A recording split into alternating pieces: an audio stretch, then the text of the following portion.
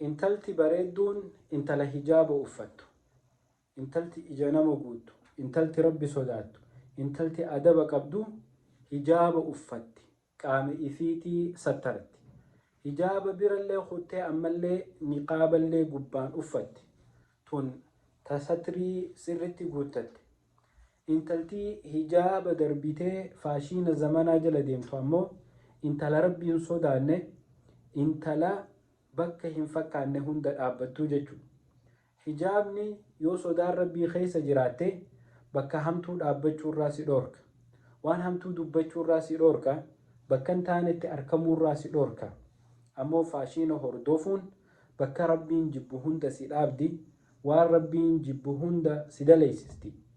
Dubartiin akkaan bareeddu, dubartiin akkaan miidhagdu, dubartiin akkaan ija nama guuttu, dubartiin akkaan nama hammattee nama hawwitu dubartii niqaaba uffattu, ta hijaaba gubbaan qabdu.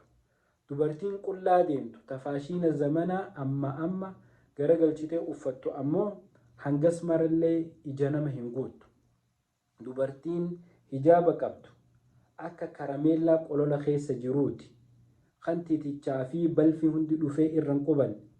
Dubartiin hijaaba hin qabne ta qullaa deemtu ammoo akka karameellaa qolola keessaa bahee xuuxamee lafatti darbameeti, kan namni tokkolleen titicha irratti yuusuu fi hasharaata irratti yuustu malee ilmi namaa lafaa fudhatee xuuxuu hin feene jechuudha. Tanaaf obboleettii hijaabaan bareeda. Rabbi subhaanahu wa ta'aala yaa ayyuhan nabiyyu qul li azwaajika wa banaatika wa nisaa'il mu'miniina yudniina calayhinna min jalaabiibihin. Rabbiin gaafa aayata kana buusu haadhawwan mu'minaa akkuma jiranitti uffata manaa qaban cicciranii firra guuran sirritti sattaradhaa. Yaa nabi Muhammad, dubartii teetiin, haadha warra keetiitiin, ilmaan keetiin, dubartoota mu'minaa akka isaan sattaratan, akka hijaabaan iffaayan ajaja itti dabarsinaan dubartiin fiineetuma huccuu manaa qabnu adda dhoosnee ifirra keenyee jiran. Hangas takka warri nu dura turan qur'aana rabbiititti dalaganii jechuudha. Tanaaf obboleettii tiyya qullaan deeminii hijaaba uffadhu. Ijji namaas hin seentu yoo hijaaba uffatte. Dhiirtiin taane hundi karatti harkas hin fuffuutu.